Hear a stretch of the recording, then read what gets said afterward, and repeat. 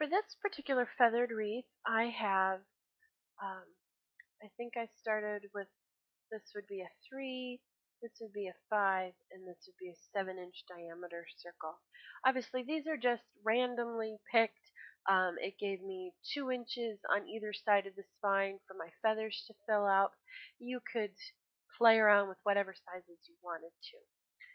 So remember that this 5-inch circle is the spine of my wreath.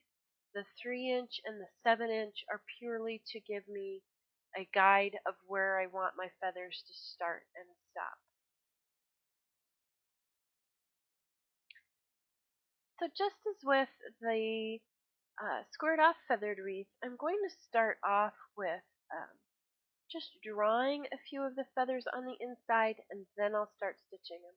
It's not as hard to make these turn out to be the right shape and size when there's a little bit more of these feathers are just frankly smaller, and the curve that you're stitching on isn't nearly um, as dramatic. This, if you took just an individual part of this curve, you could almost look at it as being almost straight.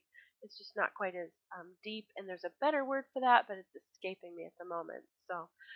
Um, so if I were actually stitching this on a quilt top, I would have marked in my 3 circles, and I would have started marking 4 feathers.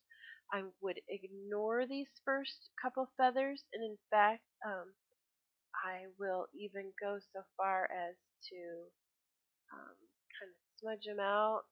I don't want to get rid of them entirely because I still kind of want you to see them a little bit. But okay, so when I stitch, I would start stitching right about there. I would stitch my spine, and then I would come back and start stitching my feathers. And just like on the feathered wreath where I was really stretching them out, um, I would still go ahead and just do the inside and then do the outside. And so even with these feathers, you'll notice I'm coming back and touching the stitching along the spine of a previous feather, and then I'm still making sure I swing out, or I'm not really tracing, but I'm like echoing almost the curvature of the spine for quite a ways before I make that feather, and coming all the way back here on the return feather, just because I want to make sure I don't wind up with touch and goes, and that I don't wind up with um, feathers that stand up on the spine and have a really awkward angle.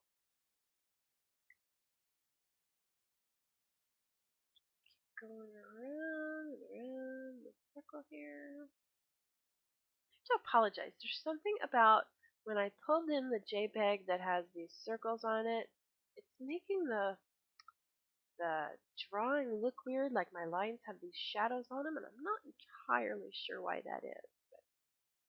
Okay, so I'm back to the beginning, and I actually have room for 2 feathers there. And you'll see I didn't hit them in the same place that those previous ones did. Um, if I kind of draw that one back in a little bit, that angle was different than what I ended up needing for the um, for them to wind up nice and symmetrical in there. So because I was back to the spine, I can go ahead and start on the outside.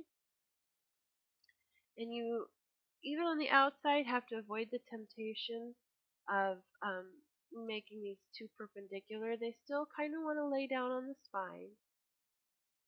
Obviously, these aren't as dramatic as the ones that fill all the way to the corner, um, and these do have to follow the spine as opposed to kind of stopping and starting. But this is still more like drawing the feathers on our gentle curves or on even almost the straight line than they are on the deep curves. So just keep going around and around in a circle.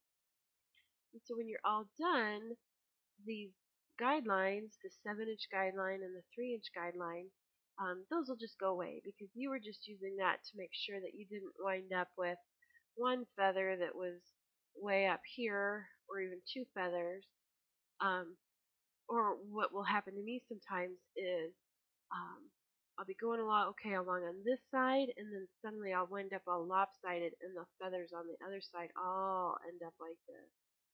And it's not a crisis, but you can see how it kind of goes wonky lopsided, and that's certainly not what we want here. We want them, in this particular case, to be as symmetrical as we can, remembering that it is freehand, and freehand is